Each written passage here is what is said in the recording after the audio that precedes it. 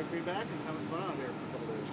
It was awesome. I mean, you just think of, I think back to like 2 years ago when I was here watching practice in college and picturing being here someday. So to be on the other side of that fence, it was awesome. It's a cool experience. You mentioned you were thinking about this ever since the schedule. How did it live up to the matchup to like what your expectations were going in? It was great. I mean, I think just the atmosphere of being around, this place with so much tradition, and for me especially, and then being able to see my family, they came, and that was awesome. So it was really cool.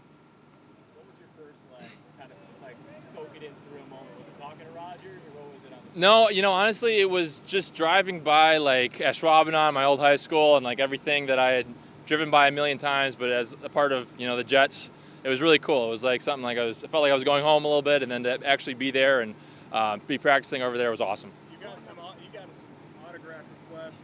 And what's the homecoming reception been like? You're from here, but it's different, right? No, it was awesome. Yeah, I did. I got that, which was pretty cool. I mean, not super used to that, so it was awesome. But more so just to connect with old coaches, family who came out. It was really cool, and I got a lot of support here, which was awesome. When you were growing up, how often did you go to training camp? Did you ever do the bike thing or anything like that? So I never did the bike thing. My buddy Mason Clapper did it with James Jones, and they're like still friends this day. So I got a couple friends who were like really enjoyed it and still build relationships. But I went to training camp a lot, especially when I got older in high school and college. Just went to see and to kind of watch and watch guys like Rogers and kind of see how they did their stuff. So it was definitely cool, and to be on this side of it was a great experience too. James, your high school career, 1 mile down. How often Yeah. would you drive by this building and just dream?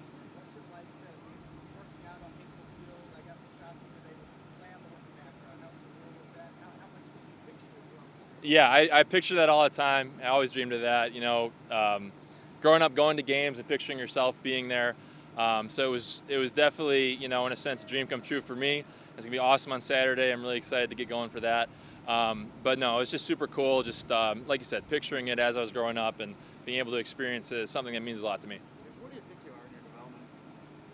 A couple years in now. My biggest thing is just focusing on what I can control and trying to get better every day. And that's been the whole theme. I think this year, last year, there's last year with COVID, things out of my control, and all this for me is just analyzing the tape after every practice and trying to write down what I can get better at and trying to improve that. James, the moment that you're chatting with Rogers, what does that mean to you, a guy that you spent your childhood watching in District Farm? How are you going to tell your grandkids about it? I'll say it was really cool just kind of getting his perspective. Yesterday I got to talk to him in the 2-minute drill, and he kind of wanted to hear about our plays, and I was kind of picking his mind on some of that stuff. And just the depth that goes into every play for him and kind of, what he can tell about a defense and a play was something that's really cool, especially as a young quarterback. Like, listening to that is awesome. But no, I always, like you said, admired him and Favre growing up, and to be able to share the field with him was a cool deal for sure. Was that your first time? After practice, Robert Sala was talking about how hard he works for it. He really is through the games after these. Yeah, definitely. I think that, working after is just something where if I've identified something that I, like to do better in practice, I just want to get it down, and I think that for me, that work ethic is what I want to hang my hat on.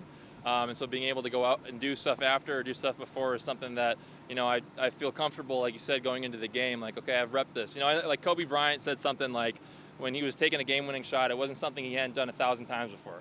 And that's kind of the mentality that I like to do too, just kind of rep it so many times that it's comfortable when the lights are on. Is it weird at all to be here and not root for the Packers? Or not, you grew up Right. here rooting for the Packers. I'd say more last year was kind of when I had to, disassociate myself as a fan, because it was like whatever team took a chance on me.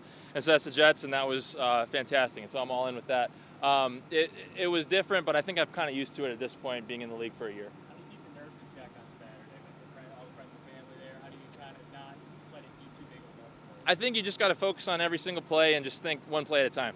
We had sports psychologist Kevin Elko come in and talk about just be where your feet are. And I think that's kind of the biggest thing for me is you can't focus on any other factors than what you're doing at that moment. You got to have intense focus on just what you're doing right now. And I think that really simplifies it, because to think about other stuff is not productive to what you're doing. That's kind of how I approach it. Is it all going towards that backup position? That's something you want that bad, obviously. Yeah, man, it's just whatever I can do to control what I can control and put myself in the best position. You had to wait a long time to get into the game because of COVID. Last year, no preseason. Right. What was last Saturday like for you? Finally get into It was definitely cool, just to be out there. And like you said, it was last year was a great learning experience for me. But to actually be out there against another NFL team was something that, I've always dreamed about doing. And to actually experience it was really cool. And now I just got to keep working to get better. How many friends and family are going to be there on Saturday? My mom has a tailgate. I think she's got 35 tickets and then some more coming. So she's pretty excited about it. Is this the first time you've ever talked to Rodgers?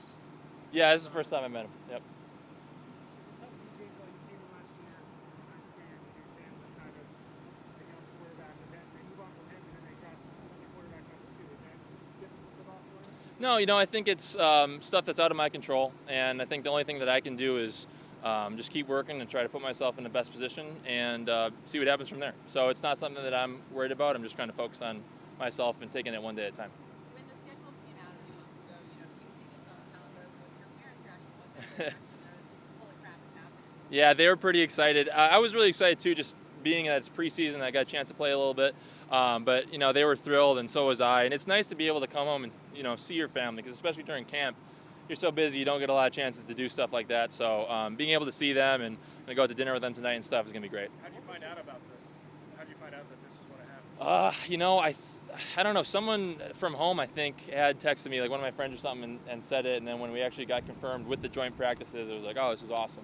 Pretty cool to do this. I know you talked to the Jaguars earlier this week. What was your message to the young guys? So I didn't get a chance to talk to the team, but I talked to a couple old coaches. But my message for like a young player who may have been in my shoes is to just keep grinding with it. I've said this before, but a lot of things happen. Happening now, happening then, your entire career. It's like there's going to be ups and downs. You got to just keep chopping, keep going at it day after day and just keep attacking it with the same intensity and control what you can control. And at the end of the day, that's going to put you in a good position. So that's what I would say to them.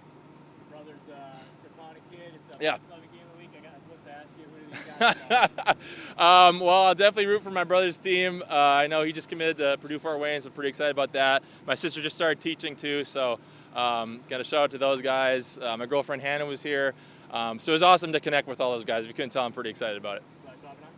Oh, so Schwabnon's playing Kakana. That's what the game is. Oh man, I gotta stay impartial because Christopher doesn't play football, so maybe rooting for the Jags a little bit. I don't know. Awesome, thanks guys. Appreciate it.